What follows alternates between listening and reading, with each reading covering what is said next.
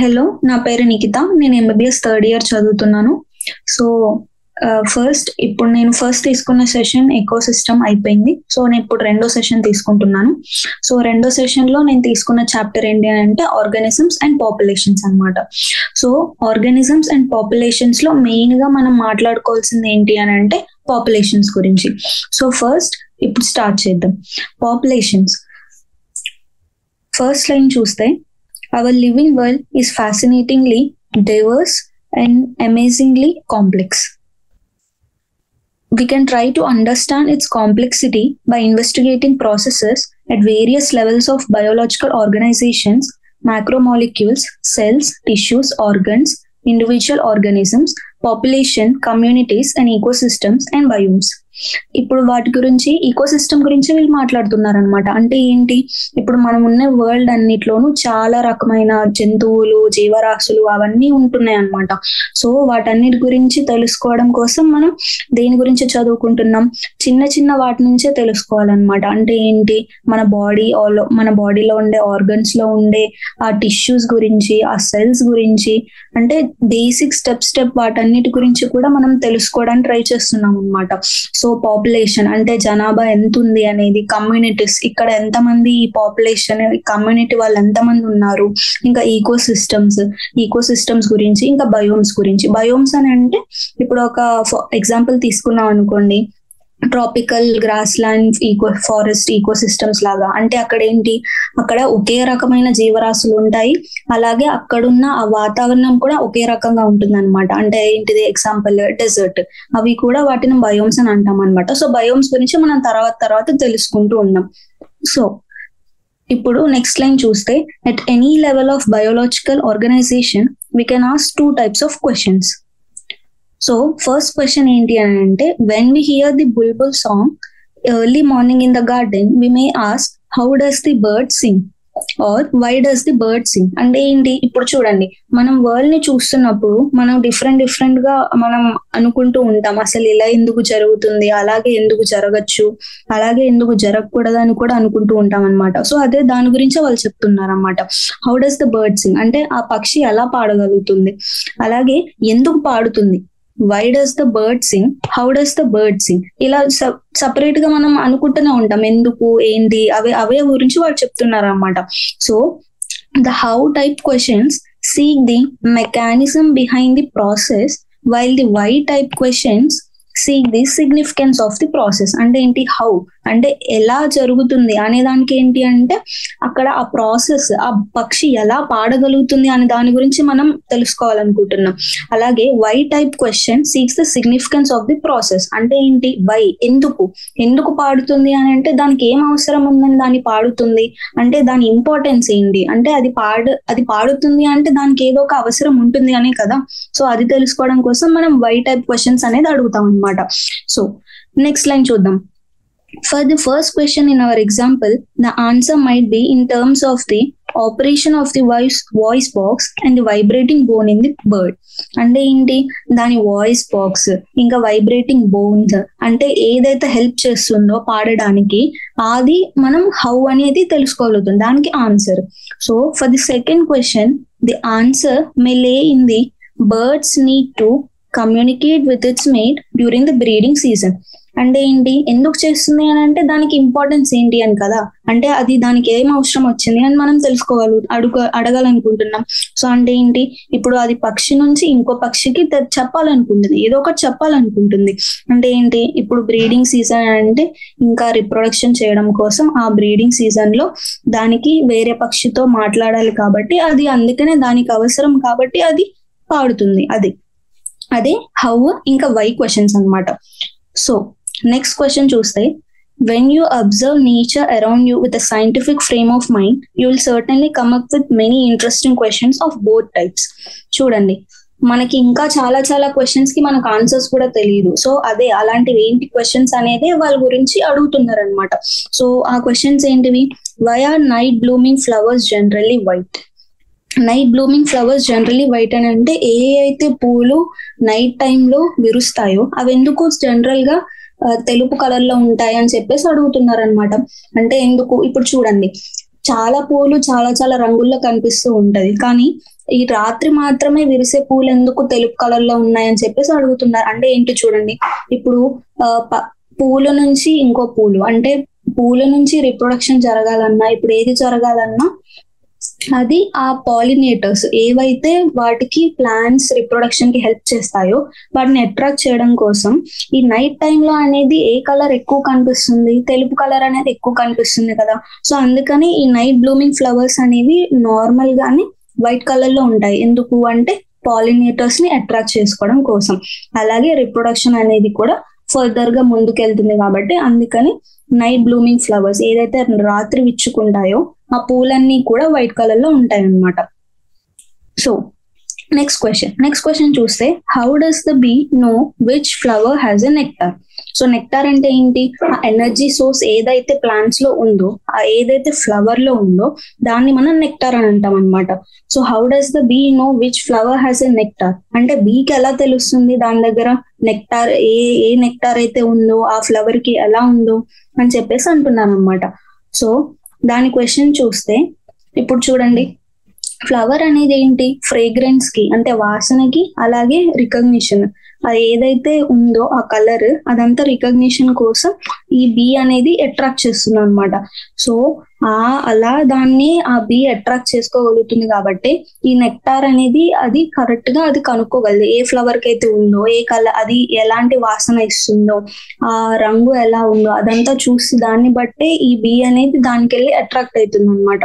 So అందుకనే ఆ బీకి తెలుసు ఏ పువ్వుకైతే ఎంతగానం ఆ నెక్టార్ అయితే ఉందో, దానికి ఎంత కావాల్సి ఉందో, అది ఏదైతే తీసుకోగలదో అందుకని తెలుసు.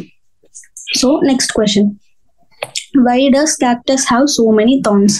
ఆ క్యాక్టస్ చెట్టుకు ఎందుకు అన్ని ముళ్ళులు ఉంటాయని చెప్పేసి అడుగుతున్నారు అన్నమాట క్వశ్చన్. అంటే ఏంటి, ఇప్పుడు సో ఇప్పుడు చూడండి, డెజర్ట్ లో నార్మల్ గా మనం ఎక్కువ క్యాక్టస్ చూస్తూ ఉంటాము. సో అక్కడే ఏదైతే జంతువులు ఉన్నాయో ఈ మొక్కల మీద ఏదైతే ఫీడ్ అవుతున్నాయో వాటి నుంచి వాటికి కాపాడుకోవాలి కాబట్టి అందుకనే వాటికి ఎక్కువ ముళ్ళులు ఉంటాయి అన్నమాట. సో ఏదైతే ఆ జీవరాశులు ఆ జంతువులు ఉన్నాయో వాటి మీద వచ్చి అవి తినవు అనమాట. సో అందుకనే దానికి ఎక్కువ అనేవి ముళ్ళు ఉంటాయని చెప్తున్నారు అందుకనే. సో నెక్స్ట్ క్వశ్చన్ ఏంటంటే, how does the chick spurs recognise her own mother and so on? అంటే ఏంటి, ఇప్పుడు చూడండి, కొత్తగా బయటకు వచ్చిన ఒక చిక్ వాళ్ళ అమ్మని ఎలా అదైతే తెలుసుకోగలుగుతారో అని చెప్పేసి అడుగుతున్నారు. ఎలా తెలుసుకోగలుగుతారు, దానికి ఒక మెకానిజం అనేది ఉంది అని చెప్పేసి అంటున్నారు అన్నమాట. అదే ఇంప్రింటింగ్ అంటారు దాన్ని. సో ఇంప్రింటింగ్ అంటే ఏంటి, ఈ ఇంప్రింటింగ్ లో ఆ చిక్ ఏదైతే ఉందో అది వాటి సెన్సెస్ ని యూజ్ చేసుకుంటుంది అనమాట. సెన్సెస్ ఏంటివి, ఇప్పుడు చూడండి, ఆల్ఫాక్షన్ అంటే వాసన ద్వారా, అలాగే సెన్సరీ చూడడం అనమాట. ఇప్పుడు చూడడం, విషన్ ద్వారా అంటే ఏంటి, చూస్తుంది, అది అమ్మని చూస్తుంది, అమ్మని కనుక్కుంటుంది. అలాగే టేస్ట్ అంటే ఏంటి, దానికి తెలుసు ఇది ఎలా టేస్ట్ అయితే వస్తుందో, ఏదైతే వస్తుందో, ఈ సెన్సెస్ అన్ని వాటిని యూజ్ చేసుకొని అది వాళ్ళ అమ్మని రికగ్నైజ్ చేయగలదు, అంటే గుర్తుపట్టగలదు, ఇది ఓకే ఇది మా అమ్మ అని చెప్పేసి దానికి తెలుసు. అందుకని మొదటిగా ఏదైతే చిక్ బయటకు వచ్చినా అది వాళ్ళ అమ్మని అది ఈజీగా కనుక్కోగలదు అనమాట. సో అలాగే ఇవన్నీ వీటిని ఎందుకు చెప్తున్నారు అంటే, మనం నార్మల్ గానే వరల్డ్ లో మనం ప్రతిదానికి చాలా క్వశ్చన్స్ ఉంటూనే ఉంటాయి. సో ఇలాంటి క్వశ్చన్స్ మనం ఎప్పుడు అంత ఫోకస్ చేయం కదా. సో అందుకని ఈ కొత్తగా మనం ఏంటి ఇలానే ఎందుకు జరుగుతుంది, అలానే ఎందుకు జరుగుతుంది అని చెప్పేసి అంటున్నాను అనమాట.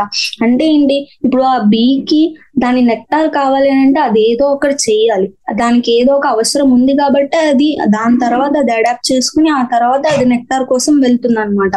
అలాగే ఇప్పుడు ప్లాంట్స్ అనేవి కూడా ఏదైతే రాత్రిపూట విచ్చుకుంటాయో వాటికి కూడా అది ఇంకా ప్లాంట్స్ ని రిప్రొడ్యూస్ చేస్తూనే ఉండాలి. సో రిప్రొడ్యూస్ చేయాలంటే తర్వాత పాలినేటర్స్ వచ్చేసి వస్తూనే ఉండాలి, అలాగే హెల్ప్ చేస్తూ ఉండాలన్నమాట. సో దానికోసం ఏం చేస్తుంది, అది వైట్ కలర్ గా ఎక్కువ విరుస్తుంది, అలాగే ఎక్కువ ఫ్రేగ్రెన్స్ అనేది కూడా ఇస్తుంది, అంటే ఎక్కువ వాసన వస్తుంది కాబట్టి. సో దాని ద్వారానే అది పాలినేటర్స్ ని అట్రాక్ట్ చేసుకుని ఆ తర్వాత రిప్రొడక్షన్ కి హెల్ప్ చేస్తుంది అనమాట. సో అంటే ప్రతి దానికి ఒక జరగాలి అంటే అది ఒక్కొక్క దానికి అడాప్ట్ అవుతూ ఉందన్నమాట. సో అది దాన్ని చెప్పడం కోసం ఇది చెప్పారు. సో అంతే, నెక్స్ట్ పేజ్కి వెళ్దాం.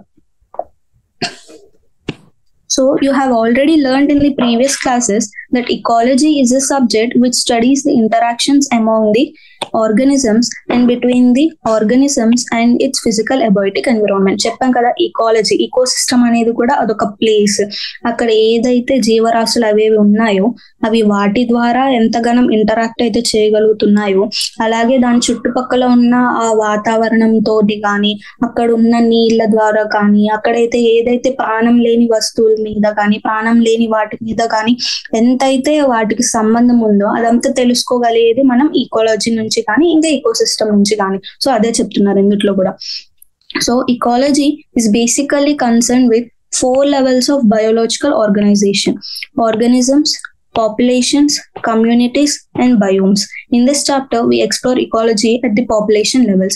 అంటే ఏంటి చూడండి, ఈకాలజీలో ఏమైతే బయోలాజికల్ ఆర్గనైజేషన్ ఉన్నాయో, అంటే ఏదైతే ప్రాణరాశులు అవన్నీ ఉన్నాయో వాటన్నిటికీ ఒక ఆర్గనైజ్డ్ గా, అంటే ఒక గ్రూప్ ద్వారాగా ఉన్నాయన్నమాట. అంటే ఏంటి ఇప్పుడు చూడండి 4 లెవెల్స్ అంటే 4 విధాలుగా ఉన్నాయి ఆర్గానిజమ్స్ అందుట్లోనే. మళ్ళీ పాపులేషన్స్, అలాగే కమ్యూనిటీస్ అండ్ అలాగే బయోమ్స్ అన్నమాట. సో ఆర్గానిజమ్స్ అంటే ఏంటి, అక్కడైతే ఏదైతే జీవరాశులు ఉన్నాయో వాటిని మనం ఆర్గానిజమ్స్ అని అంటున్నాం. అలాగే పాపులేషన్స్ అంటే ఏంటి, ఈ ఆర్గానిజమ్స్ ఏదైతే గ్రూప్ గా ఉన్నాయో వాటన్నిటిని మనం పాపులేషన్స్, అంటే వాటి జనాభా ఎంత ఉంది అని చెప్పేసి దాన్ని పాపులేషన్స్ అంటున్నాము. అలాగే కమ్యూనిటీస్ అంటే ఏంటి, ఈ ఏదైతే జనాభా ఉందో అది ఒక్కొక్క గ్రూప్ గా ఫామ్ అయిపోతూ ఉంటుంది అనమాట కదా, గుంపులుగా. దాన్ని మనం కమ్యూనిటీస్ అని అంటున్నాం అనమాట. అలాగే నెక్స్ట్ బయోమ్స్ అంటే ఇందాక చెప్పా కదా, అంటే ఇప్పుడు చూడండి ఏదైతే ఒక పెద్ద లార్జ్ జియోగ్రాఫికల్ ఏరియా ఉందో, అంటే ఏదైతే ఒక పెద్ద ఏరియా ఉందో అందుట్లో ఉన్న ప్రాణరాశులు అవన్నీ ఒకే రకంగా ఉండొచ్చు, లేదా వేరే ఉన్న ప్రాణరాశులు అవన్నీ కలిసి అక్కడే ఉండొచ్చు. అలాగే అక్కడున్న వాతావరణ పరిస్థితులు కూడా అలాగే సేమ్ గా కూడా ఉంటాయి అన్నమాట. అంటే ఏంటి చూడండి, ఇప్పుడు ఎగ్జాంపుల్ ఫారెస్ట్ ఈకోసిస్టమ్ కానీ, గ్రాస్ ల్యాండ్ ఈకోసిస్టమ్ కానీ, అలాగే డెజర్ట్ కానీ, అలాగే ఈ మ్యాంగ్రూవ్స్ కానీ, అలాంటివి అవన్నీ వాటిని మనం బయోమ్స్ అని అంటాం అనమాట. సో ఈ ఈకాలజీలోనే ఉండే బేసిక్ కాంపోనెంట్స్ ఏంటివి అంటే ఆర్గానిజమ్స్, పాపులేషన్స్, కమ్యూనిటీస్, ఇంకా బయోమ్స్ అన్నమాట. సో ఈ చాప్టర్ లో మనం పాపులేషన్స్ గురించి నేర్చుకుంటున్నాం. అంటే ఎంత జనాభా ఉంది ఒక ఈకోసిస్టమ్ లో, వాటి గురించి మనం నేర్చుకుంటున్నాం అనమాట. సో పాపులేషన్ attributes అన్నమాట. So in nature we rarely find isolated single individuals of any species. Majority of them live in groups in a well-defined geographical area, share or compete for similar resources, potentially interbreed, and thus constitute a population. So ఇక్కడ ఏమంటున్నారు, normal గానే మన ఈ ప్రపంచంలో ఎక్కడైనా కానీ చూసాం అనుకోండి, ఏదో ఒకటైనా ప్రతి ఒక్క జీవరాశి కూడా సపరేట్ గా ఒక్కటే ఉండలేదు అనమాట. సో ఏదైనా, ఏ జీవరాశి అయినా, ఏ ప్రాణరాశి అయినా కానీ, మొక్క అయినా కానీ, జంతువు అయినా కానీ, మనిషి అయినా కానీ, ఎవరైనా కానీ వాళ్ళు గుంపులుగా మాత్రమే ఉండగలుగుతారు అనమాట. సో చాలా మంది, మెజారిటీ ఆఫ్ దెమ్ అంటే చాలా మంది ప్రాణరాశులు, చాలా మంది కూడా గుంపులుగా మాత్రమే ఉండగలుగుతారు అనమాట, జీవిస్తారు in a well defined geographical area. అంటే ఒక పర్టిక్యులర్ స్పెసిఫైడ్ ఏరియాలోనే అక్కడే నివసిస్తూ ఉంటారనమాట. సో అక్కడ నివసిస్తున్నారు అంటే ఏంటి, వాళ్ళు అక్కడ బతుకుతున్నారు. సో అక్కడ బతకాలంటే ఏంటి, వాళ్ళు బతకాలంటే వాళ్ళకి అక్కడ రిసోర్సెస్ కావాల్సిందే. రిసోర్సెస్ ఏంటివి, ఇవి చూడండి, ఫుడ్ కానీ, అక్కడ ఉన్న వాటర్ కానీ, అవన్నీ రిసోర్సెస్ కూడా అక్కడే వాళ్ళు యూజ్ చేసుకోగలరు అనమాట. సో అక్కడున్న సిమిలర్ రిసోర్సెస్ కి షేర్ ఆర్ కంపీట్, అంటే వాళ్ళు దాన్ని పంచుకోగలైనా అవుతారు, లేకపోతే వాటి కోసం వాళ్ళు పోటీ పడైనా వాళ్ళు ఆ రిసోర్సెస్ ని దక్కించుకోవాలన్నమాట. సో ఏదైతే ఆ జీవరాశులు అవన్నీ ఉన్నాయో the potentially interbreed and thus constitute a population. అంటే ఏంటి, అక్కడ రిప్రొడక్షన్ జరగాలన్నా కానీ అవే ఇంటర్బ్రీడ్ అవి అక్కడ జీవిస్తున్న జీవరాశులన్నిటిని మనం ఒక పాపులేషన్ గా అంటున్నాం అనమాట. ఆ గ్రూప్ గా, ఆ గుంపులుగా ఉండే వాళ్ళందరిలోనే. So although the term interbreed implies sexual reproduction, a group of individuals resulting from even asexual reproduction is generally considered a population for the purpose of ecological studies. So ఇవన్నీ మనం ఎందుకు చేస్తున్నాం, ఇవన్నీ మనం ఈకోలాజికల్ స్టడీ ద్వారానే తెలుసుకోగలుగుతాం కదా. అంటే అక్కడ ఎంతమంది జనాభా ఉంటున్నారు, అక్కడ ఎటువంటి జీవరాశులు ఉంటున్నాయి, ఎటువంటి మొక్కలు ఉంటున్నాయి, ఇవన్నీ మనం ఒక స్టడీ ద్వారానే తెలుసుకోగలుగుతున్నాం కదా. సో అక్కడ ఏదైతే జీవరాశులు ఉంటాయో అవి మనం ఓన్లీ సెక్షువల్ రిప్రొడక్షన్ ద్వారానే తెలుసుకోలేము. సో అక్కడ జరుగుతున్న వేరే పాపులేషన్, వేరే గ్రూప్ ఆఫ్ ఇండివిజువల్స్ లో కూడా, అంటే అక్కడ జీవిస్తున్న వేరే మొక్కల్లో కూడా అక్కడ జరిగే సెక్షువల్ రిప్రొడక్షన్ ని కూడా మనం తీసుకుంటున్నాం అనమాట. సో పాపులేషన్ స్టడీస్ కి వచ్చేసరికి మనం సెక్షువల్ రిప్రొడక్షన్ ని కూడా కన్సిడర్ చేస్తున్నాం, అలాగే సెక్షువల్ రిప్రొడక్షన్ ని కూడా కన్సిడర్ చేస్తున్నాం అనమాట. సో ఇప్పుడు చూడండి, all the cormorants in a wetland, rats in an abandoned dwelling, teakwood trees in a forest tract, bacteria in a culture plate, and lotus plants in a pond are examples of some populations. So population అంటే ఏంటి? జనాభా. అక్కడ ఏవేవి ఉన్నాయి ఇప్పుడు చూడండి. కార్మరెంట్స్ అంటే ఒక రకమైన పక్షులు అన్నమాట. అవి కానీ అక్కడ ఉండే ఆ బర్డ్స్ ఉండే ఆ ప్లేస్ ని కానీ, లేదా ఎలకలు ఉన్న అక్కడ ఉండే ప్లేస్ ని కానీ, లేదా ఈ టేక్ చెట్టు ఉన్న ఫారెస్ట్ లో ఉండే వాటిని కానీ, ఇంకా బ్యాక్టీరియా ఏదైతే కల్చర్ ప్లేట్ అని అంటే మన మైక్రోబయాలజీలో ఈ బ్యాక్టీరియాని ప్రొడ్యూస్ చేయడం కోసం మనం యూజ్ చేస్తాం అనమాట. దాని గ్రోత్ కోసం దాన్ని మనం కల్చర్ ప్లేట్ అని అంటాము. సో ఆ బ్యాక్టీరియా కానీ అక్కడ, లేదా ఒక చెరువులో ఉండే ఆ లోటస్ మొక్కలు కానీ, ఆ పూలు కానీ, వాటన్నిటిని మనం పాపులేషన్ అని అంటున్నాం అనమాట. సో అదే చెప్తున్నాం, ఈ పాపులేషన్ ఉండే అవన్నీ కూడా ఒకలాని అంటే సపరేట్ గా ఒక్కటే ఉండడం అలా లేదు. ఇవన్నీ కూడా గుంపులుగానే ఉండి మనం వాటన్నిటిని కూడా ఒక పాపులేషన్ గా తీసుకుంటున్నాం అనమాట. అక్కడ ఉండే జంతువుల్ని కానీ, లేదా అక్కడ ఉండే చెట్టులను కానీ, లేదా అక్కడ ఉండే బ్యాక్టీరియాని కానీ, అక్కడ ఉండే పూలను కానీ, వీటిని అన్నిటి మనం పాపులేషన్ గా అనుకుంటున్నాం. So in earlier chapters, we have learned that although an individual organism is the one that has to cope with a changed environment, it is at the population level that natural selection operates to evolve the desired traits. చూడండి, మనం ఇంతకుముందు ఏం చదువుకుంటున్నాం? So ఇంతకుముందు chapters లో ఏమనుకున్నామంటే, ఒక individual organism అంటే ఒక సపరేట్ జీవరాశి కానీ is the one that has to cope with a changed environment. అంటే ఏంటి? ఇప్పుడు చూడండి, వాతావరణంలో ఏదైతే మార్పు వచ్చినా కానీ, ఎటువంటి చేంజ్ వచ్చినా కానీ, ఆ ఒక్క ఆర్గనిజం ద్వారానే భారం అనేది పడిద్ది అనమాట. అంటే దానికి తగ్గట్టుగా మార్చుకోవాలి, దానికి తగ్గట్టుగా అది అడ్జస్ట్ అవుతూ ఉండాలన్నమాట. అలా అనుకున్నాం. కానీ ఇప్పుడు ఏంటి? It is at the population level that natural selection appears to evolve the desired traits.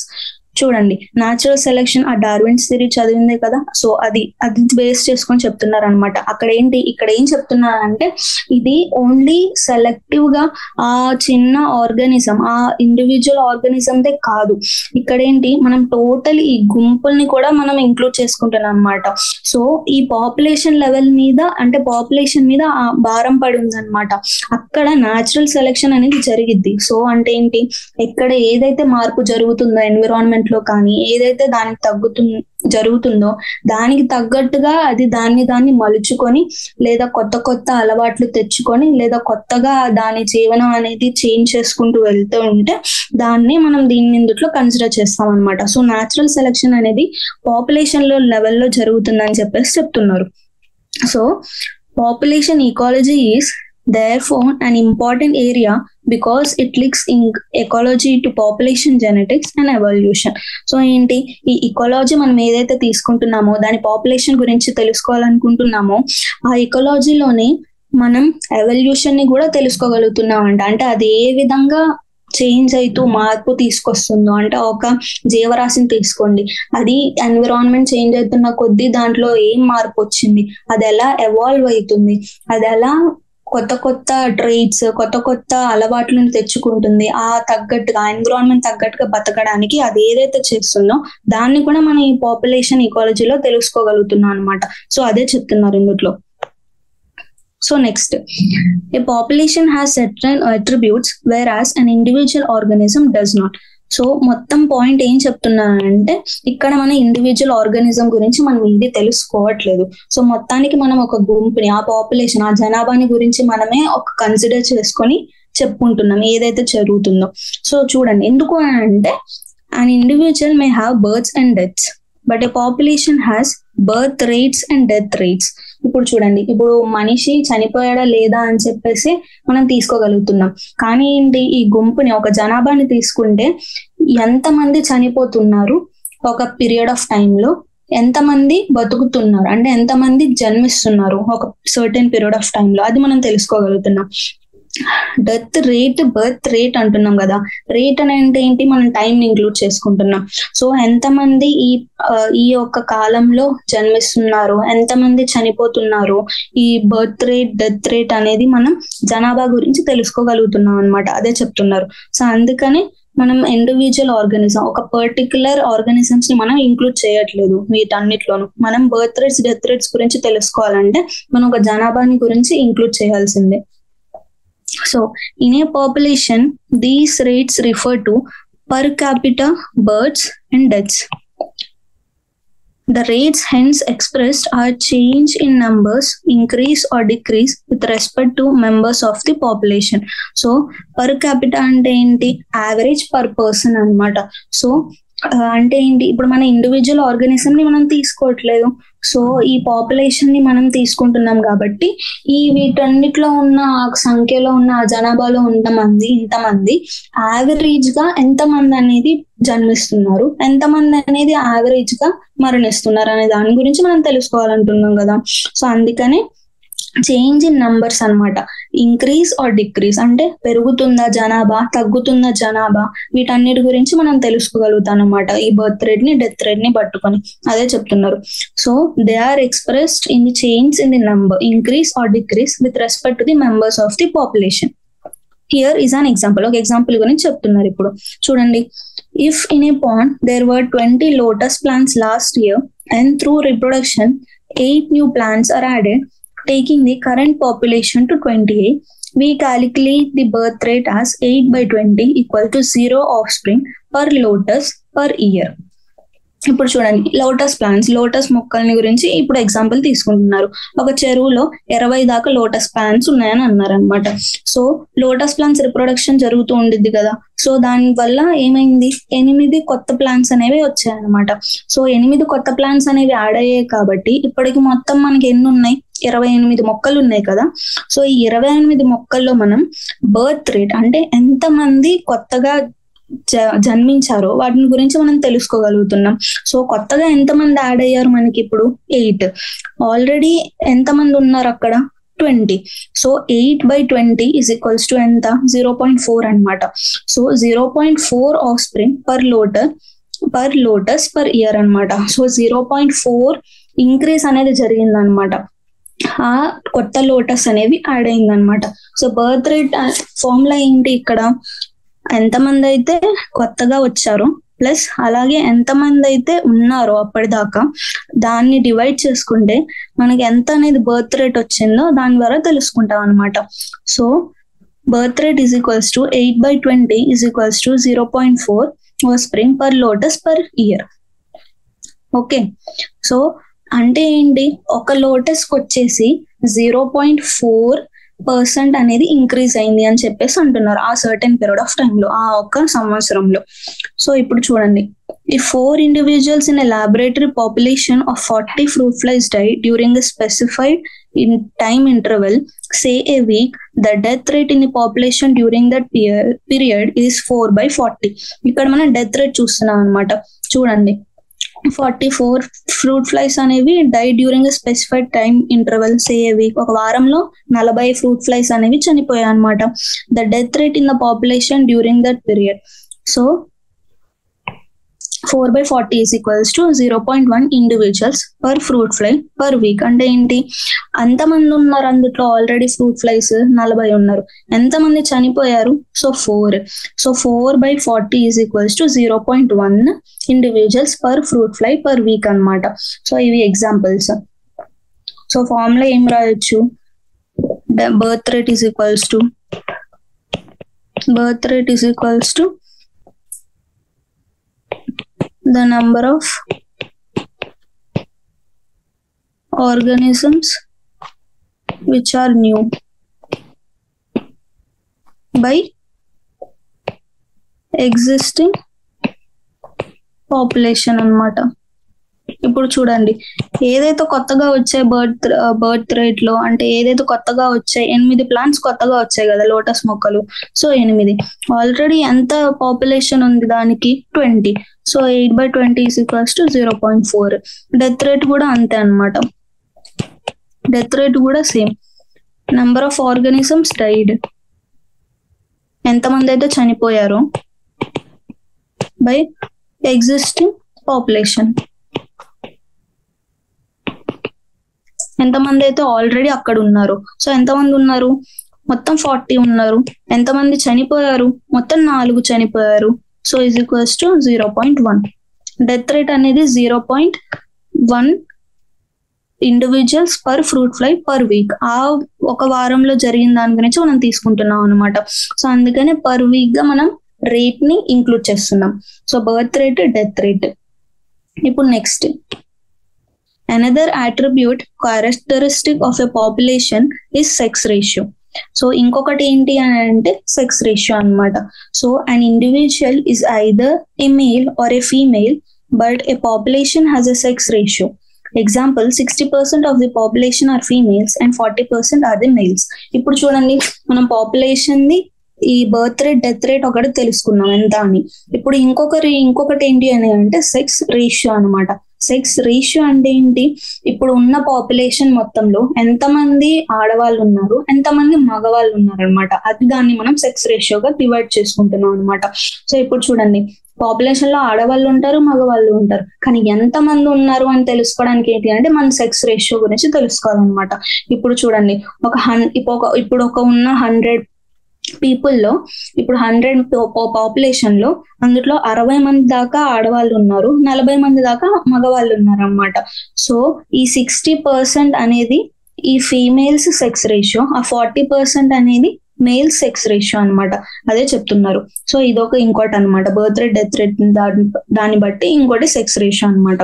So next, A population at any given time is composed of individuals of different ages.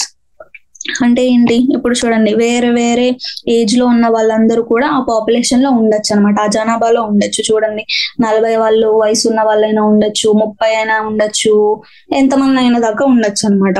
So if the age distribution percent individuals of a given age or age group is plotted for the population, the resulting structure is called an age pyramid. So ఇక్కడ age pyramid గురించి కూడా చెప్తున్నారు అనమాట. Age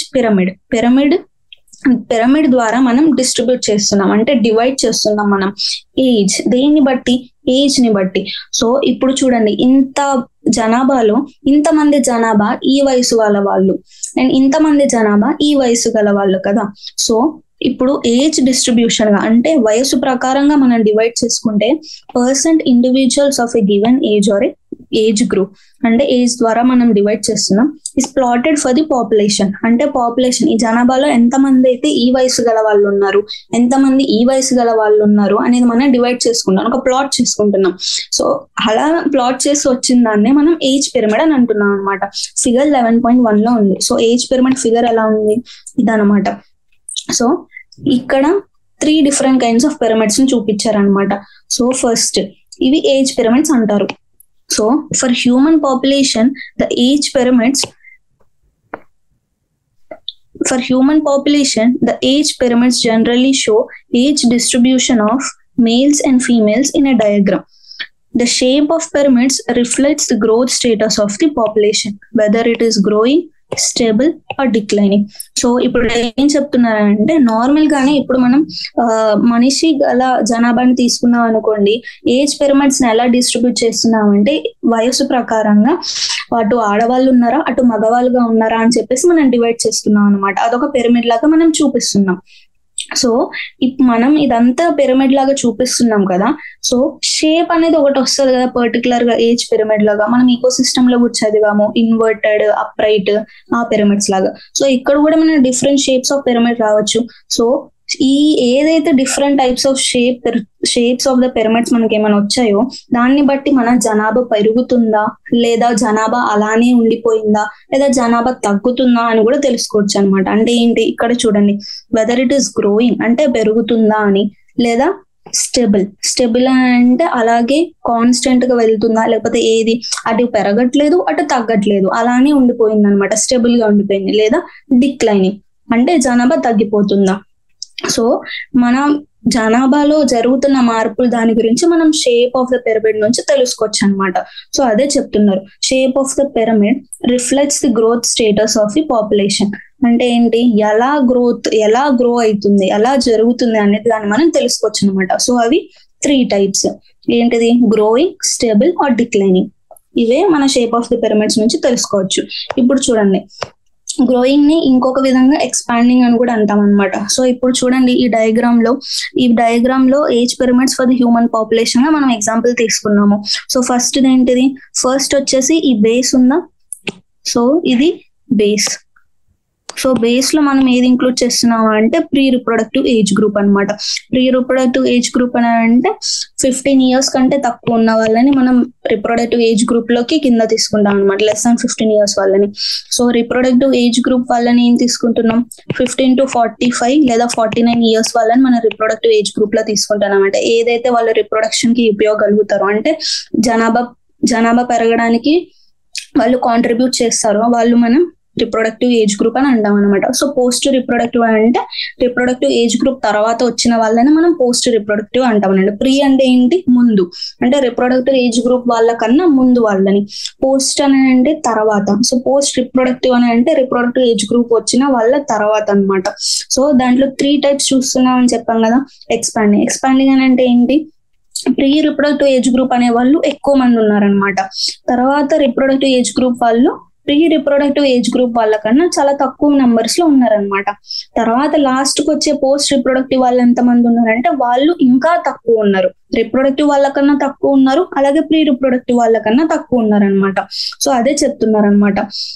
so ఇది first diagram, expanding. ఇందులో ఏంటి, growth, పెరుగుతుంది, అంటే జనాభా అనేది పెరుగుతుంది అనమాట. Growth is expanding. ఇప్పుడు చూడండి సెకండ్ టైప్ లో ఏంటిది, స్టేబుల్ అన్నారు. స్టేబుల్ అంటే ఏంటి, అక్కడ ఏ మార్పు రావట్లేదు, అంటే అక్కడ ఉన్న జనాభా అలానే ఉండిపోయింది అనమాట. సో ఏంటి, ఈ ప్రీ రిప్రొడక్టివ్ ఇంకా రిప్రొడక్టివ్ ఏజ్ గ్రూప్ వాళ్ళలో పెద్ద డిఫరెన్స్ లేదు, పెద్ద తేడా కనిపించట్లేదు. అలాగే పోస్ట్ రిప్రొడక్టివ్ లో కూడా వచ్చి ఆ బర్త్ రేట్, ఆ డెత్ రేట్ అవన్నీ కూడా చాలా మినిమల్ గా ఉన్నాయన్నమాట. అంటే ఏంటి, చాలా తక్కువ మార్పులు ఉన్నాయి. ఎంతమంది అయితే జన్మిస్తున్నారో అంతమంది కూడా మరణించవచ్చు అనమాట. సో దానివల్ల ఏంటి, జనాభా అటు పెరగట్లేదు, అలాగే అటు జనాభా కూడా తగ్గట్లేదు అనమాట. సో దాన్ని మనం stable kind of age pyramid అని అంటున్నాం అనమాట. సో నెక్స్ట్ థర్డ్ వచ్చేసి ఏంటి అని అంటే డిక్లైనింగ్ అంటే ఏంటి, ఇక్కడ ఏదైతే ఇంక్రీస్ ఆర్ డిక్రీస్ అని అనుకున్నామో, మనం ఇంక్రీస్ ఆర్ డిక్రీస్ అని అనుకున్నాం కదా. అంటే ఇప్పుడు చూడండి, బర్త్ రేట్ లో డెత్ రేట్ లో ఇంక్రీస్ ఆర్ డిక్రీస్ జరగచ్చు. ఇప్పుడు చూడండి, బర్త్ రేట్ అనేది డెత్ రేట్ కన్నా ఎక్కువ ఉందనుకోండి, అప్పుడు పాపులేషన్ అనేది ఇంక్రీజ్ అవుతుంది. అదే ఇది రివర్స్ అనుకోండి, బర్త్ రేట్ డెత్ రేట్ కన్నా చాలా తక్కువ ఉందనుకో, అప్పుడు పాపులేషన్ అనేది డిక్రీజ్ అయింది. సో ఈ ఇంక్రీస్ ఆర్ డిక్రీస్ ని ద్వారా మనం తెలుసుకుంటేనే అప్పుడు మనం పాపులేషన్, ఆ జనాభా అనేది పెరుగుతుందా లేదా అని చెప్పేసి తెలుసుకోవచ్చు. సో ఇక్కడ డిక్లైనింగ్ ఏమైంది, ఇక్కడ డిక్లైనింగ్ లో ఈ డెత్ రేట్ అనేది ఎక్కువ ఉండొచ్చు బర్త్ రేట్ కంటే. సో అందుకనే ఏదైతే జనాభా ఉందో అక్కడ ఎంతమంది అయినా జన్మిస్తూ ఉండొచ్చు, కానీ అంతే మంది కూడా మరణిస్తూ ఉన్నారు, ఇంకా అంతకన్నా ఎక్కువ మంది కూడా మరణిస్తూనే ఉన్నారు అన్నమాట. సో దానివల్ల ఏమైంది, ఏదైతే జనాభా కొత్తగా యాడ్ అయిందో, ఏదైతే జన్మించారో వాళ్ళు మైనస్ లోకి వెళ్ళిపోతున్నారు అనమాట. సో అందుకని ఏదైతే ఎక్కువ మంది మరణిస్తున్నారో వాళ్ళు ఎక్కువ అయిపోయారు కాబట్టి ఇక్కడ ఏ డిక్రీజ్ ఉంది అంటే పాపులేషన్ అనేది తగ్గిపోతుంది అనమాట, జనాభా అనేది తగ్గిపోతుంది. సో అందుకని డిక్లైనింగ్ ఏజ్ పిరమిడ్ అనమాట. సో అదే చెప్తున్నారు. So next, the size of the population tells us a lot about its status in the habitat. Whatever ecological processes we wish to investigate in a population, be it the outcome of competition with another species, the impact of a predator, or the effect of a pesticide application, we always evaluate them in terms of any change in the population size. So size of the population అంటే ఎంత దాకా ఉంది ఈ జనాభా, ఎంత పెద్దగా ఉంది.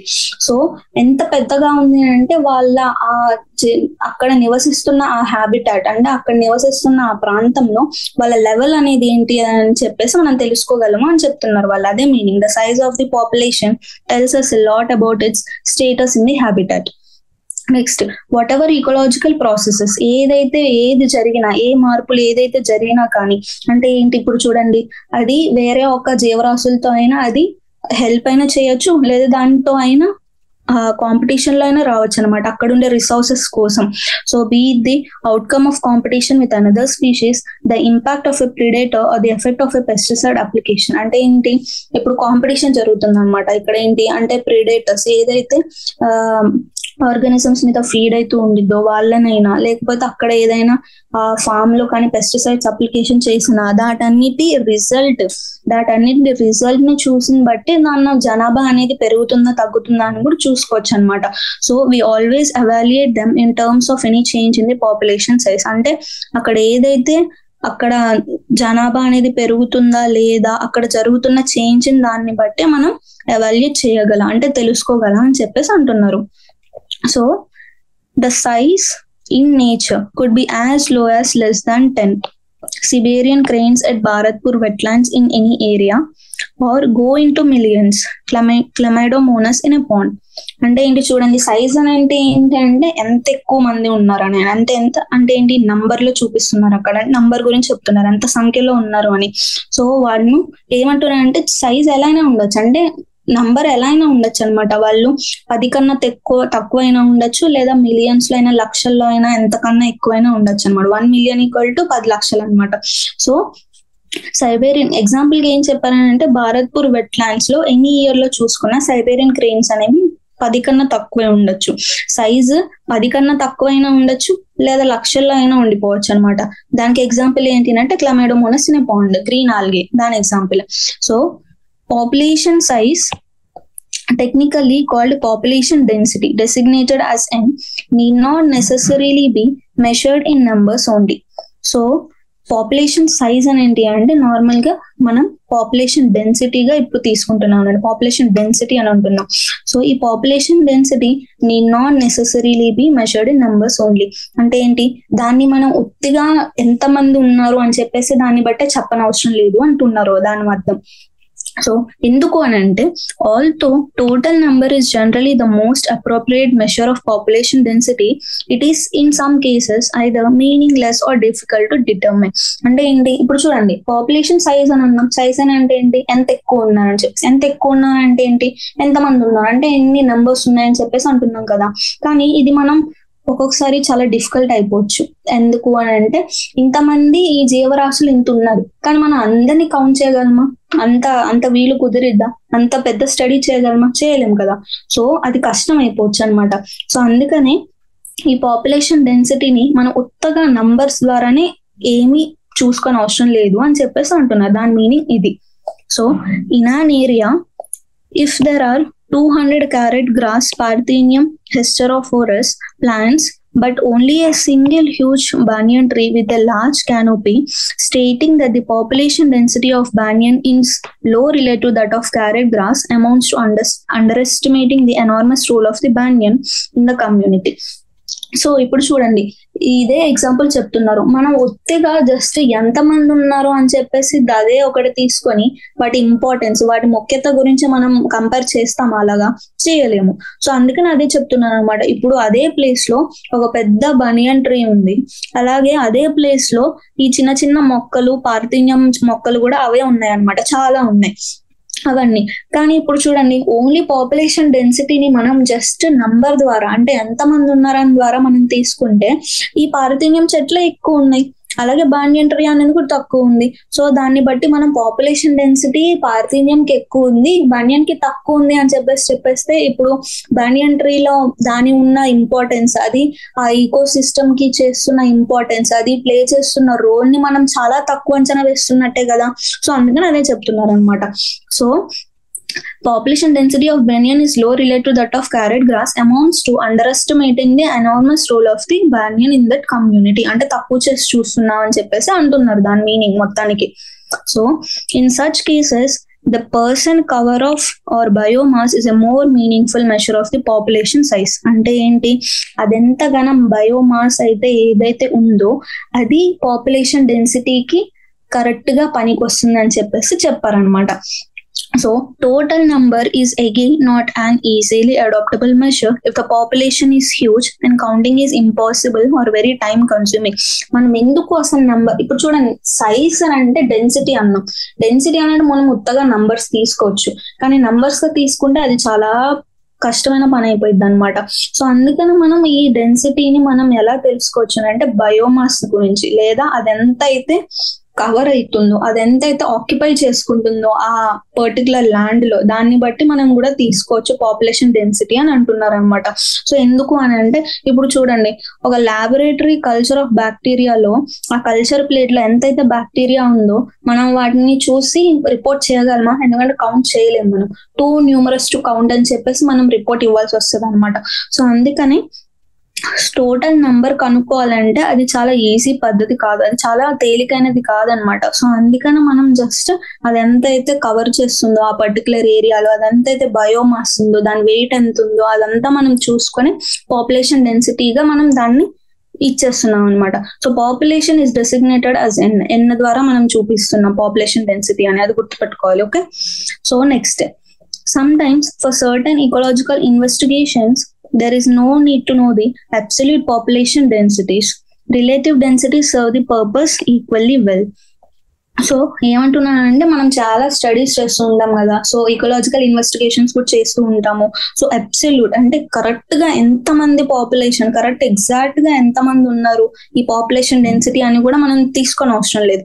Relative గా ఓకే మేబీ ఎస్టిమేట్ ఇంత ఉండొచ్చు అని చెప్పేసి అనుకునే తీసుకునే నంబర్స్ కూడా యూస్ఫుల్ గానే ఉంటాయి, అలాగే ఈక్వల్ గా ఇంపార్టెన్స్ ఉంది దానికి, అలాగే సమానమైన ముఖ్యత అది కూడా ఇస్తుంది అని చెప్పేసి అంటున్నారు. జస్ట్ మీనింగ్ అది మాత్రం అంతే. So, for instance, the number of fish caught per trap is good enough measure of its total population density in the lake. So, చెప్పా కదా రీజన్, ఇప్పుడు కరెక్ట్ గా ఇంతే మంది నంబర్ ఉంటేనే ఇంత పాపులేషన్ మంచిగా ఉంది, జనాభా అనేది మంచిగా ఉంది అని చెప్పని అవసరం లేదు. అంటే ఇప్పుడు చూడండి, ఒక దగ్గరగా ఇంత ఉండొచ్చు వీళ్ళు, సో ఇంత జనాభా ఉందంటే పర్లేదు ఉన్నారు అని చెప్పేసి అనుకోవచ్చు అని చెప్పేసి అంటున్నారు వాళ్ళు, అంతే.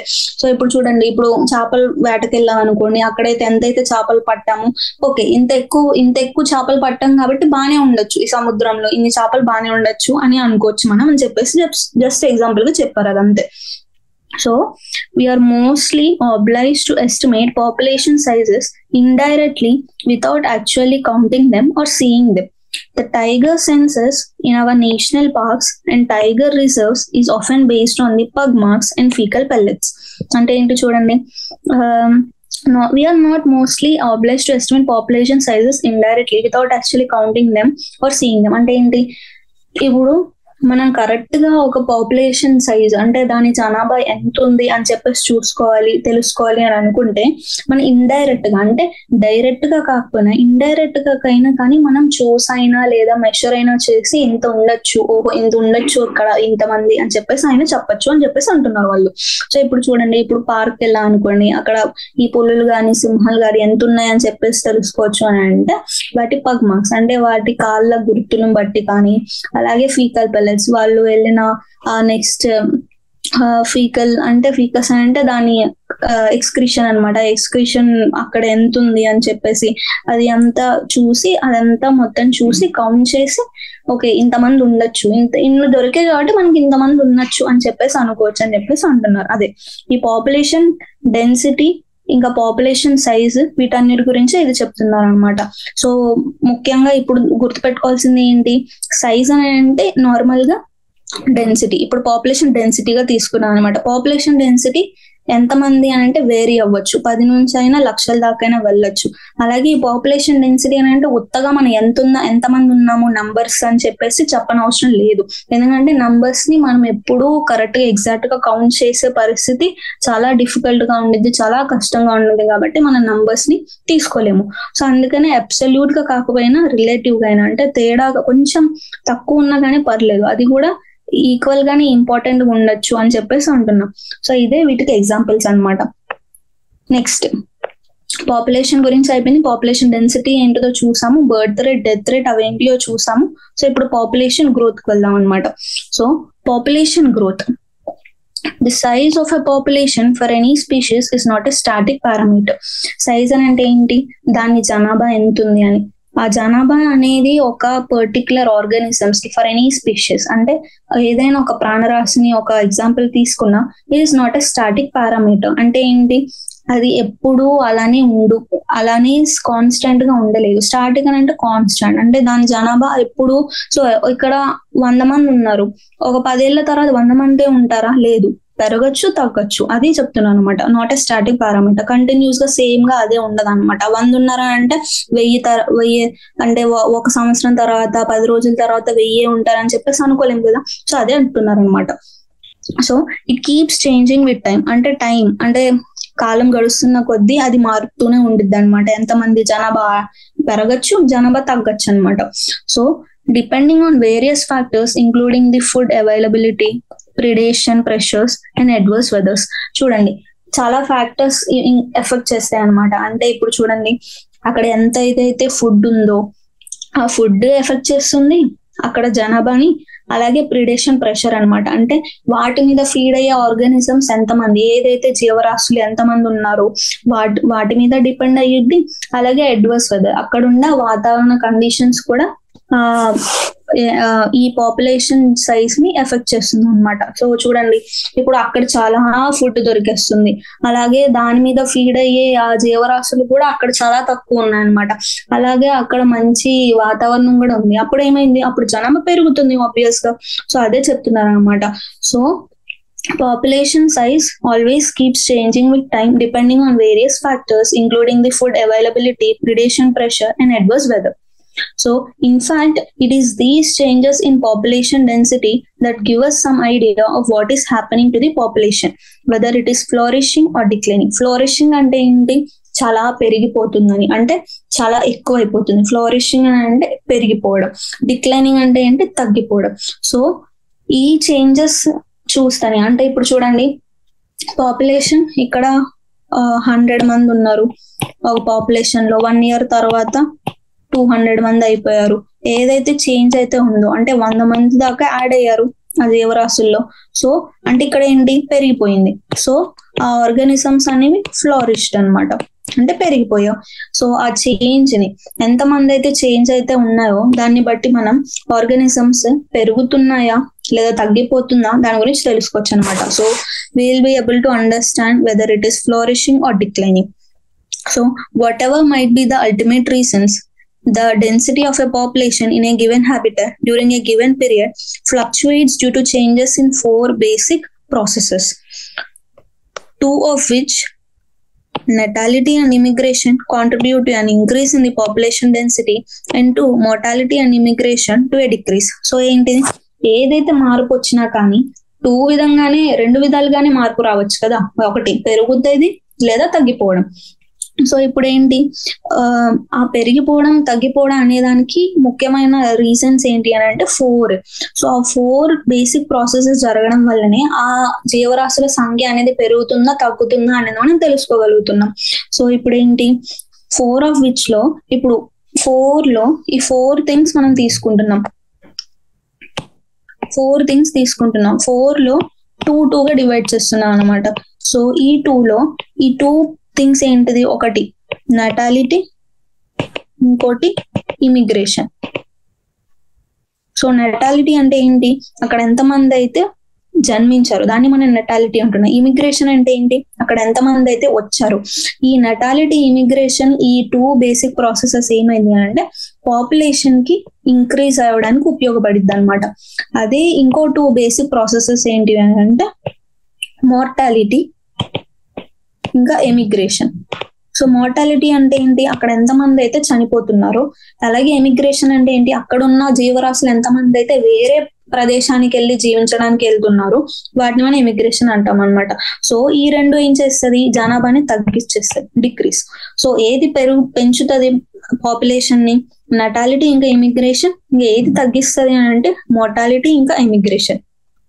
సో అదే లైన్స్ లో చెప్తున్నారు, the density of a population in given habitat during a given period fluctuates due to changes in 4 basic process. ఒకవేళ నటాలిటీ ఎక్కువైపోయి ఇమిగ్రేషన్ ఎక్కువైపోతే జనాభా పెరిగిపోవచ్చు, లేదా మోర్టాలిటీ ఎక్కువైపోయి ఎమిగ్రేషన్ చాలా తగ్గిపోయినా కానీ జనాభా అనేది పెరిగిపోవచ్చు, ఎందుకంటే ఇవి తగ్గిపోతున్నాయి. సో ఆబ్వియస్ గా పాపులేషన్ సైజ్ అనేది ఇంక్రీజ్ అవ్వచ్చు, లేదా కాన్స్టెంట్ గానే ఉండిపోవచ్చు అనమాట. దాంట్లో చూసుకోవాలి ఒక్కొక్కసారి. ఈ ఒకవేళ మోర్టాలిటీ ఇంకా ఎమిగ్రేషన్ చాలా ఎక్కువైపోయింది అనుకో, అప్పుడు ఏమైంది, పాపులేషన్ అనేది చాలా తగ్గిపోయింది. ఇలాగా ఫ్లక్చువేట్ అవుతూ ఉండిద్ది, అంటే మార్పులు జరుగుతూ ఉండద్ది. ఒక్కొక్కసారి పెరగచ్చు, ఒక్కొక్కసారి తగ్గిపోవచ్చు, ఒక్కొక్కసారి అలానే సమానంగా ఉండిపోవచ్చు. అదే చెప్తున్నారు. సో నెటాలిటీ, మోర్టాలిటీ, ఎమిగ్రేషన్ ఈ 4 basic processes population density change కి ఎఫెక్ట్ చేస్తుంది అనమాట. సో ఫస్ట్ అవి ఏంటిదో తెలుసుకుందాం. So Natality refers to the number of births during a given period in the population that are added to the initial density. Initial density అంటే అక్కడున్న ఎంతమంది అయితే ఉన్నారో వాటికి ఎంత ఎక్కువ యాడ్ అవుతున్నాయి, కొత్త బర్త్స్ ఏదైతే ఎక్కువ ఉన్నాయో దాన్ని మనం నెటాలిటీ అని అంటాం అనమాట. So it refers to the number of births during given period in the population that are added to the initial density. So initial density maybe 40 ఉండొచ్చు. సో ఈ కొత్తగా 10 అనేవి కొత్త ఆర్గానిజమ్స్ యాడ్ అయ్యాయి అనమాట. సో నెటాలిటీ అనేది ఎంత, 10. ఎగ్జిస్టింగ్ పాపులేషన్ అంటే ఇనిషియల్ డెన్సిటీ ఎంత ఉంది, 40. సో నెటాలిటీ అనేది 10 అనమాట. మోర్టాలిటీ అంటే ఏంటి, number of deaths in the population during a given period. So ఇదే 40 పాపులేషన్ లో 5 people చనిపోయారు అనమాట. సో మోర్టాలిటీ అంతా 5. ఇది జస్ట్ టర్మ్స్ విధంగానే. ఓకే, ఇమిగ్రేషన్ అంటే ఏంటి, number of individuals of the same species that have come to the habitat from elsewhere during the time period under consideration. చూడండి, ఇక్కడ మనం అన్ని ఒకే స్పీషీస్ అంటే ఒకే విధమైన జీవరాశుల గురించి, ఒకే రకమైన జీవరాశుల గురించి మాత్రమే తెలుసుకుంటున్నాం. సో ఇమిగ్రేషన్ చేసేటప్పుడు కూడా నెంబర్ ఆఫ్ ఇండివిజువల్స్ ఏవైతే కొత్తగా జీవరాశులు యాడ్ అయ్యాయో, ఆ ప్రదేశానికి వచ్చాయో అవే రకమైన జీవరాశులు అయి ఉండాలి. అవి వేరే జీవరాశులు అక్కడికి వచ్చి వేరే జీవరాశుల పాపులేషన్ ని అలా ఎఫెక్ట్ చేయలేవు కదా. సో అందుకని క్వశ్చన్ చూడండి, the number of individuals of the same species అనేది గుర్తుపెట్టుకోవాలి.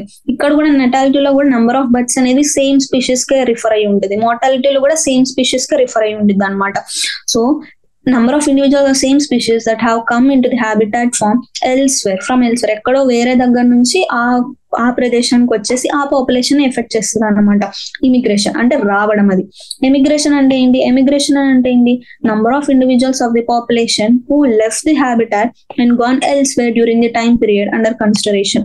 ఆ పర్టికులర్ కాలంలోనే అక్కడ ఉండే జీవరాశులు బయటకు వెళ్ళిపోయాయి అనమాట, వేరే దానికి వెళ్ళిపోయాయి అదే రకమైన జీవరాశులు. దాన్ని మనం ఎమిగ్రేషన్ అంటున్నాం. సో ఇమిగ్రేషన్ అంటే ఏంటి, ఎమిగ్రేషన్ అంటే ఏంటి, అవుట్. సో ఐకి గుర్తు పెట్టుకోవచ్చు ఎమిగ్రేషన్ లో. సో ఎమిగ్రేషన్ అంటే ఏంటి, అవుట్. ఇన్ అంటే రావడం, ఎమిగ్రేషన్ అంటే అవుట్. సో ఇప్పుడు చూడండి, ఇందాక నేను చెప్పింది 4 బేసిక్ ప్రాసెసెస్ లో 2.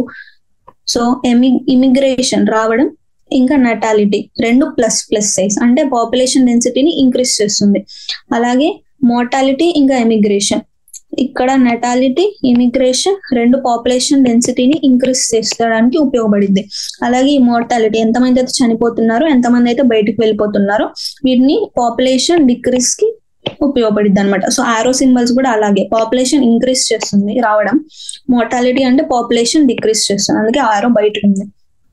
సో ఇప్పుడు చూడండి, so if n is the population density at time t, then its density at time t plus 1 is nt plus 1 is equals to nt plus b plus i minus d plus e. అంటే ఇప్పుడు చూడండి, immigration i, so B అంటే ఏంటి, birth rate, నెటాలిటీ ఎంతమంది అయితే individuals పుట్టారు, so అందుకని B పెట్టుకున్నాం అనమాట.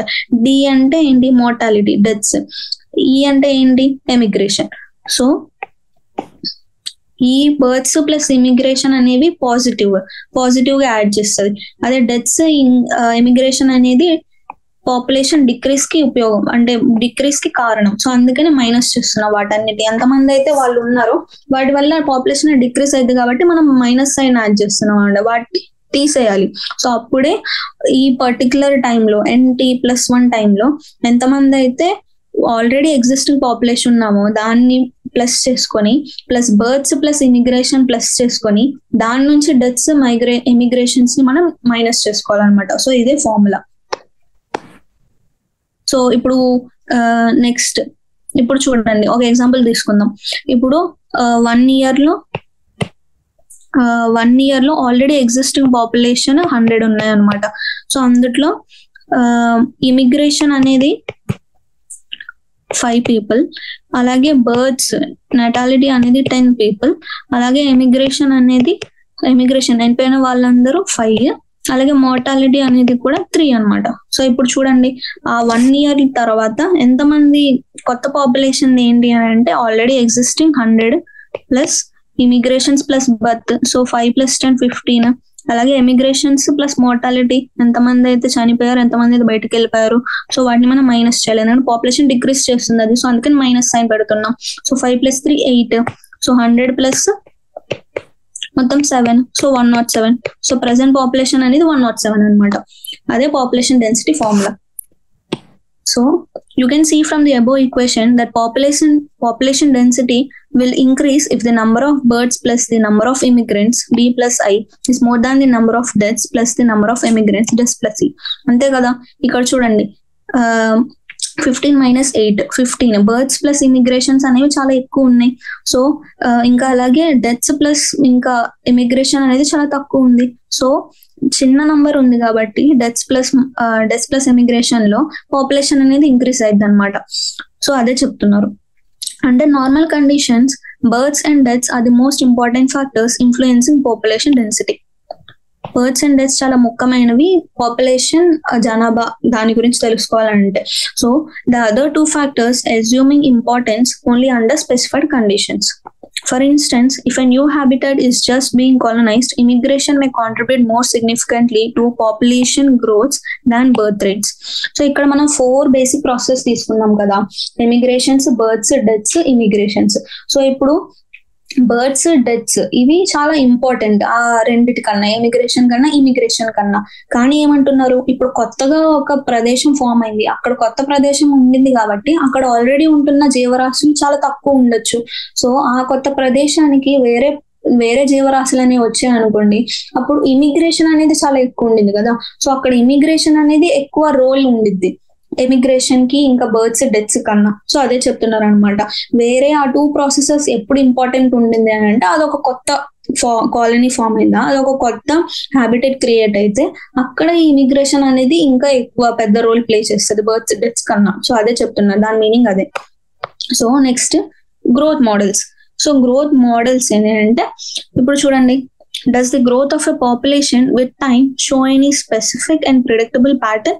వాళ్ళు క్వశ్చన్ అడుగుతున్నారు. అంటే ఏంటి, ఇప్పుడు చూడండి గ్రోత్ మోడల్స్ అంటే ఏంటంటే అక్కడ జరుగుతున్న గ్రోత్, అంటే అక్కడ జరుగుతున్న జనాభా పెరుగుతుందా లేదా తగ్గుతుందా, అవన్నీ స్పెసిఫిక్ అండ్ ప్రిడిక్టబుల్. అంటే మనం ఇప్పుడు ఇంత ఇలా జరగచ్చు, ఇలా ఉండొచ్చు గ్రోత్ అని చెప్పేసి మనం ప్రిడిక్ట్ చేయగలుగుతున్నామా, మనం తెలుసుకోగలుగుతున్నామా, లేదా ఓకే ఈ పాపులేషన్ ఈ హ్యాబిటాట్ లో ఇంతే ఉండొచ్చు, ఇదే స్పెసిఫిక్ వాళ్ళకి ఇదే ఉంది, ఇదే విధంగా ఉండిద్ది అని చెప్పేసి చెప్తున్నామా, చెప్పలేము. అదే చెప్తున్నారు వాళ్ళు. So we have been concerned about unburdened human population growth and problems created by it in our country, and it is therefore natural for us to be curious if different animal populations in nature behave the same way or show some restraints on growth. Perhaps we can learn a lesson or 2 from nature on how to control population growth. So ఇదే చెప్తున్నా, అంటే ఇప్పుడు human population కూడా పెరిగిపోతుందా లేదా అని చెప్పేసి మనం చాలా స్టడీస్ చేస్తున్నాం. సో అదే విధంగా వేరే జీవరాశులు కూడా ఎలా జరుగుద్ది, వాళ్ళ గ్రోత్ కూడా ఎలా ఉండిద్ది అని చెప్పేసి మనం తెలుసుకోవాలని చెప్పేసి మనం ఈ గ్రోత్ మోడల్స్ ని కూడా తెలుసుకోవచ్చు అని చెప్పేసి చెప్తున్నారు అనమాట. So first step of growth model ఏంటిదో చూద్దాం. So exponential growth. ఇప్పుడు చూడండి ఎక్స్పోనెన్షియల్ గ్రోత్ ఎలా జరిగిద్ది అని చెప్పేసి వాళ్ళు చెప్తున్నారు. సో రిసోర్సెస్, అక్కడ ఫుడ్, స్పేస్, ఎంతైతే ఖాళీ ప్రదేశం ఉందో availability is obviously essential for the unimpeded growth of a population. అంటే అక్కడ చాలా వరకు జనాభా పెరిగిపోవాలంటే అక్కడ ఫుడ్ అలాగే అక్కడ స్థలం అనేది ఎక్కువ ఉండాలన్నమాట. అవి చాలా ముఖ్యమైనవి అని చెప్పేసి చెప్తున్నారు. So ideally when resources in the habitat are unlimited. Each species has the ability to realize fully its innate potential to grow in number, as Darwin observed while developing his theory of natural selection. So unlimited అంటే చాలా ఎక్కువ ఉండిపోయింది, దానికి అసలు లిమిటే లేదు, చాలా ఎక్కువ ఉండిపోయింది అక్కడ. సో అక్కడ ఏదైతే ఫుడ్ స్థలం చాలా ఎక్కువ ఉందనుకో, అక్కడ ఉండే జీవరాశులు ఏదైతే ఉన్నారో వాళ్ళ పొటెన్షియల్ ని, వాళ్ళ మొత్తం పొటెన్షియల్ అంటే వాళ్ళు వాటన్నిటిని యూజ్ చేసుకొని, ఫుడ్ యూజ్ చేసుకొని, అక్కడ ఉన్న స్థలాన్ని యూజ్ చేసుకొని, వాటిని వాళ్ళు గ్రో చేసుకొని, అంటే వాళ్ళ సంఖ్యని ఎక్కువ చేసుకోగలరు అని చెప్పేసి చెప్తున్నారు. It can release its fully its innate potential to grow in number, అదే చెప్తున్నారు అనమాట. So then the population grows in an exponential or geometric fashion. So అలా పాపులేషన్ అది పెరిగిపోతూ ఉంది, గ్రోత్ చూపిస్తూనే ఉంది. సో అలాంటి జరుగుతున్న జనాభా పెరుగుదల ఎక్స్పోనెన్షియల్ అవ్వచ్చు లేదా జామెట్రిక్ అయినా అవ్వచ్చు అని చెప్పేసి చెప్తున్నాం. అవేంటో మనం ముందు తెలుసుకుందాం. So if in a population of size n, the birth rates, not total number but per capita births, are represented as b, and death rates again per capita death rates as d, then the increase or decrease in n during a unit time period dn by dt will be dn by dt is equals to births minus deaths into n. అక్కడ population size n ఉందన్నమాట. So increase or decrease అంటే అది పెరుగుతుందా లేదా అని చెప్పేసి మనం చూపించగలిగేది dn by dt అనమాట. dn అని అంటే దాని చేంజ్ చూపిస్తుంది, అది పెరుగుతుందా పెరగట్లేదా అని. dt అని అంటే ఆ స్పెసిఫిక్ టైం పీరియడ్ దాంట్లో చూపించాలి కాబట్టి dn dt అని చెప్పేసి చెప్తున్నారు అనమాట. సో dn by dt అక్కడ పాపులేషన్ పెరుగుతుందా లేదా అని చెప్పేసి డిఎన్ ద్వారా చూపించవచ్చు, అలాగే ఆ టైం పీరియడ్ లో ఎంత ఉంది అని చెప్పేసి డిటి అనొచ్చు అనమాట. సో బర్డ్స్ డెత్స్, సో ఈ ఇంక్రీస్ ఆర్ డిక్రీస్ తెలుసుకోవడానికి మనం ఏం చేయాలంటే DN by DT is equals to births minus deaths into population size N. ఆ ప్రెసెంట్ పాపులేషన్ సైజ్ ఎంత ఉంది ఎన్, సో దాన్ని మనం మల్టిప్లై చేసుకుంటే దాని మీద వస్తుంది అనమాట. సో ఇప్పుడు let B minus D equal to R, then DN by DT is equals to RN. So మనం అలా అనుకుంటున్నాం. సో ఇప్పుడు ఏంటి, the R in this equation is called the intrinsic rate of the natural increase and is a very important parameter chosen for assessing impacts of any biotic or abiotic factors on the population growth. So r ఏంటిది, మనం ఏమనుకుంటున్నాం అంటే b minus births minus death కదా. So ఈ birth minus death ని మనం intrinsic rate of the natural increase అని చెప్పేసి అనుకోవచ్చు అనమాట. ఇంట్రెన్సిక్ అంటే ఏంటి, ఇంటర్నల్ గా రేట్ ఆఫ్ న్యాచురల్ ఇంక్రీస్ ఎంతైతే పెరుగుదల ఉందో ఆ ఇంటర్నల్ కాస్ట్ ద్వారా దాన్ని మనం ఆర్ గా తీసుకుంటున్నాం. ఈ ఆర్ ఎందుకు ముఖ్యం అని అంటే they will assess the impacts of any biotic or abiotic factors on population growth. అంటే ఏదైతే జీవరాశులు ఏదైనా ఉన్నాయో లేదా అక్కడ ఏదైతే నాన్ లివింగ్ ఆర్గానిజం అంటే non living things like water కానీ ఏదైతే ఆ కాంపోనెంట్స్ ఏదైతే క్లైమేట్ కానీ అవన్నీ ఏదైతే ఉందో దాని ఎఫెక్ట్ ఎంతగానో ఉంది ఈ న్యాచురల్ ఇంక్రీస్ కి దాని మీద అని చెప్పేసి ఆర్ ఇంపార్టెంట్ అనమాట దాని గురించి, దాని వల్ల. సో అందుకనే so to give you some idea about the magnitude of R values for the Norway rat, the R is 0.015 and for the floor beetle is 0.12. So in 1981, the R value for human population in India was 0.0205. Found out what the current R value is. For calculating it, you need to know the birth rate and the death rates. So the above equation describes the exponential or geometric growth pattern of a population, figure 11.3, and results in a J-shaped curve when we plot n in relation to time. So ఇక్కడ చూడండి ఒక graph ఇచ్చారు. So graph లో X axis లో ఏముంది, time ఉంది, why axis లో population density ఉందన్నమాట. సో ఒక టైం పీరియడ్ లో పాపులేషన్ డెన్సిటీ ఎంత ఉంది అని చెప్పేసి దాన్ని మనం ఒక గ్రాఫ్ గా ప్లాట్ చేయొచ్చు అని అంటున్నారు. సో అబో ఈక్వేషన్ ని మనం ఒక గ్రాఫ్ గా ప్లాట్ చేస్తే ఆ గ్రోత్ వచ్చేది ఎక్స్పోనెన్షియలా లేకపోతే జామెట్రికా అని చెప్పేసి తెలుసుకోవాలన్నమాట. సో ఇప్పుడు చూడండి, పాపులేషన్ గ్రోత్ కర్వ్ లో when responses are not limiting the growth, plot is exponential, A graph.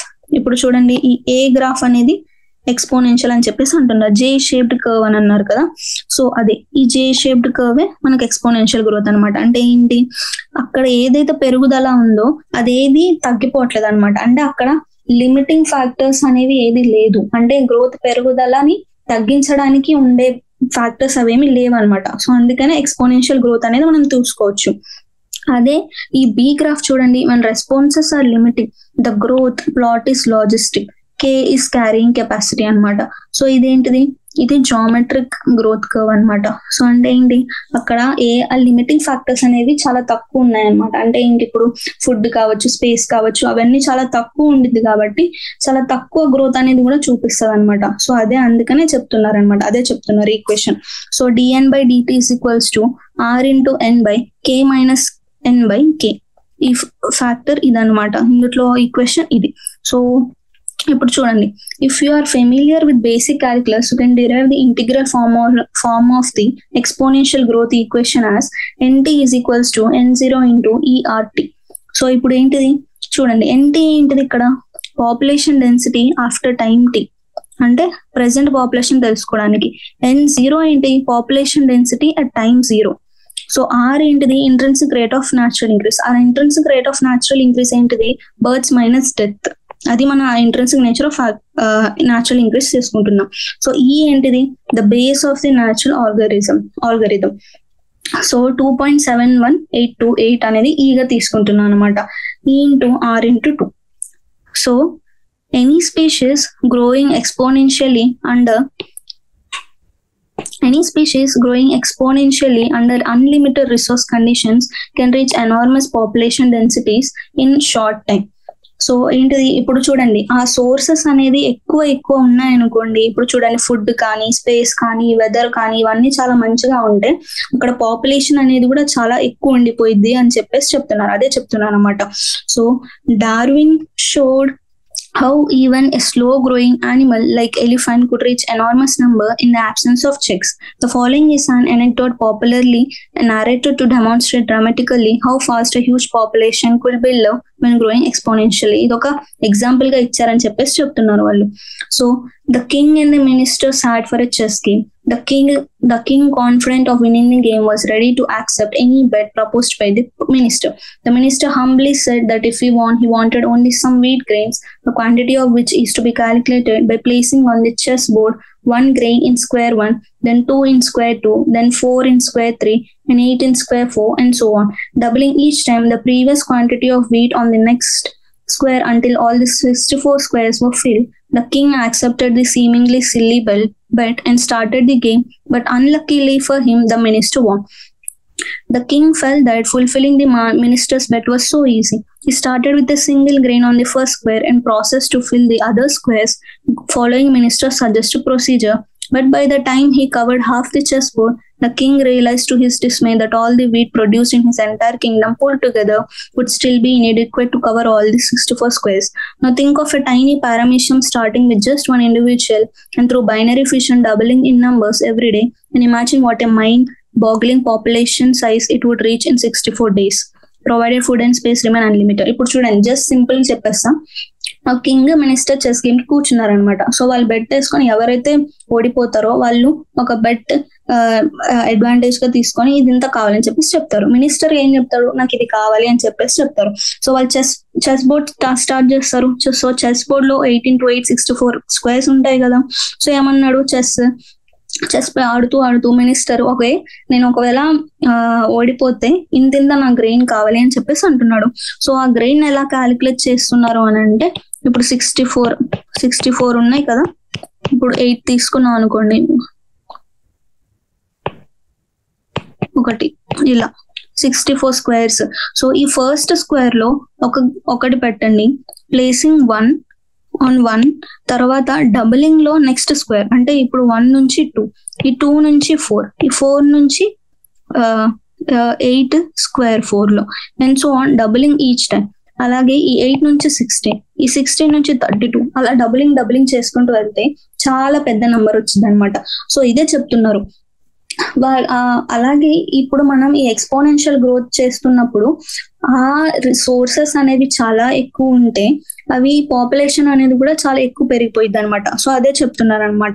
So ఇప్పుడు 64 స్క్వేర్స్ ని మనం డబుల్ చేసుకుంటే అది చాలా నంబర్ అయిపోయింది అనమాట.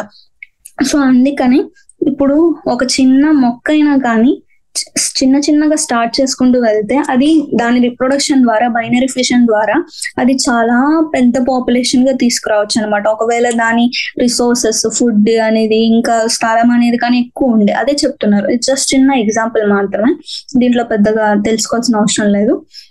సో ఇది ఎక్స్పోనెన్షియల్ గ్రోత్ అనమాట. So next type of growth ఏంటి అని అంటే logistic growth. So, no population of any species in nature has its disposal unlimited resources to permit exponential growth. This leads to competition between individuals for limited resources.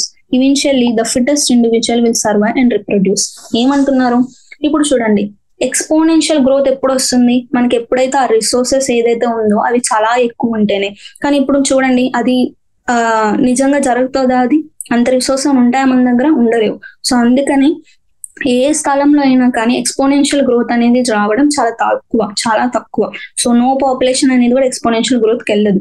So అందుకనే ఇప్పుడు ఉన్న resources లోనే competition అనేది ఉండిద్ది అనమాట, individual కి ఇంత అనేది. సో అలా ఇండివిజువల్ కాంపిటీషన్ ఉండడం వల్లే ఫిట్టెస్ట్ అనేది సర్వైవ్ అయ్యింది, అలాగే ఫిట్టెస్ట్ అనేది రిప్రొడ్యూస్ అవ్వగలదు అని చెప్పేసి అంటున్నారు. అదే దాని మీనింగ్ అనమాట. So the governments of many countries have also realize this fact and introduce various restraints with a view to limit human population growth. In nature, a given habitat has enough resources to support a maximum possible number beyond which no further growth is possible. Let us call this limit as nature's carrying capacity for that species in that habitat. ఇదేమంటున్నారు, in nature given habitats has enough resources to support a maximum possible number beyond which no further growth is possible. This limit is known as nature's carrying capacity for that species in that habitat. ఇప్పుడు చూడండి, nature's carrying capacity అంటే capacity అంటే అదెంత అయితే మొయ్యగలదు capacity, అదే నువ్వు ఎంతైతే చేయగలవో అది కెపాసిటీ అనమాట. సో ఒక పర్టికులర్ హ్యాబిటాట్ వచ్చేసి, ఒక పర్టికులర్ స్థలంకి వచ్చేసి ఇంతమంది పాపులేషన్ ని మాత్రమే నేను మెయింటైన్ చేయగలను, ఇంతకన్నా ఎక్కువ ఉంటే, ఇంతకన్నా ఎక్కువ గ్రోత్ వస్తే నేను మాత్రం మెయింటైన్ చేయలేదు అని చెప్పేసి హ్యాబిటాట్ అంటుంది అనమాట. సో దాన్ని మనం నేచర్స్ క్యారింగ్ కెపాసిటీ కేగా తీసుకుంటున్నాం. సో అదే నేచర్స్ క్యారింగ్ కెపాసిటీ అనమాట. So next, a population growing in a habitat with limited resources show initially a lag phase followed by phases of acceleration and deceleration and finally an asymptote and the population density reaches the carrying subcapacity. So ఇప్పుడు ఏదైతే జనాభా అయితే పెరుగుతుందో, ఆ growth అయితే చూపిస్తుందో అది ఎలా ఉండిద్ది? ఫస్ట్ లాగ్ ఫేజ్ అంటే ఏంటి? చాలా తక్కువ నార్మల్ గా ఉండిపోవచ్చు, అంటే ఏం జరగట్లేదు, పాపులేషన్ గ్రోత్ అనేది ఏమి లేదు అందులో. తర్వాత followed by phases of acceleration and deceleration. Acceleration అంటే ఏంటి? పెరిగిపోవడం, అంటే జనాభా పెరిగిపోవడం, తర్వాత జనాభా తగ్గిపోవడం అనమాట.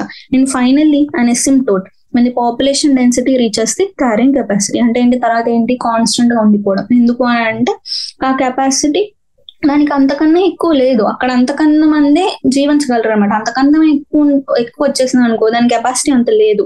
సో అందుకనే అసిమ్ప్టోట్ గా వచ్చేస్తుంది అనమాట. So a plot of N in relation to time T results in a sigmoid curve. ఈ గ్రోత్ కర్వ్, దీన్నే మనం సిగ్మాయిడ్ కర్వ్ అని అంటున్నాం అనమాట. సో అందుకనే లాజిస్టిక్ కర్వ్ గ్రోత్ అనేది సిగ్మాయిడ్ కర్వ్ గా ఉండిపోయింది అనమాట. సో ఏంటిది అని అంటే a plot of N in relation to time results in a sigmoid curve. Plot of N ఏంటిది? దాని population density. So time period లో సిగ్మాయిడ్ కర్వ్ వస్తుంది అనమాట. This type of population growth is called as Verhulst Pearl logistic growth. దీన్నే మన logistic growth అంటున్నాం అనమాట. It is describe by the following equation: R/N divided by K minus N by K. ఇదనమాట. dN/dt is equals to R/N power K minus N by K. So ఈ N population density at time T, R intrinsic rate of natural increase, K ఏంటిది? Carrying capacity అనమాట. Since resources for growth for most annual populations are finite and become limiting sooner or later, the logistic growth model is considered a more realistic one. So ఇక్కడ మనం carrying కెపాసిటీని మనం తీసుకుంటున్నాం. ఎందుకు అని అంటే రిసోర్సెస్ అనేది మనకి చాలా లిమిటెడ్ అవైలబుల్ లో ఉండిద్ది అనమాట. కానీ ఇదే ఎక్స్పోనెన్షియల్ గ్రోత్ లో ఏంటి? ఈ లిమిటింగ్ క్యారింగ్ కెపాసిటీ అనేది లేదు, ఇక్కడ రిసోర్సెస్ అనేది ఎక్కువ ఉండిపోయింది అనమాట. సో అందుకనే లాజిస్టిక్ గ్రోత్ కర్వ్ అనేది మోర్ రిలయబుల్ వన్, అంటే మోర్ రిలేటబుల్, అంటే ఇది ఎక్కువ జరిగే ఛాన్సెస్ ఉండింది ప్రతి ఒక్క ప్రదేశంలో, ప్రతి ఒక్క హ్యాబిటాట్ లో. సో అందుకని లాజిస్టిక్ గ్రోత్ కర్వ్ అనేది ముఖ్యమైనది ఎక్స్పోనెన్షియల్ గ్రోత్ కర్వ్ కన్నా అని చెప్పేసి అంటున్నారు. దాని మీనింగ్ అదే. సో ఫార్ములా గుర్తు పెట్టుకోవాలన్నమాట. So dn by dt is equals to r into n. dn by dt is equals to r into n power k minus n by k. So okay, next session లో మనం population interaction గురించి తెలుసుకుందాము. So thank you.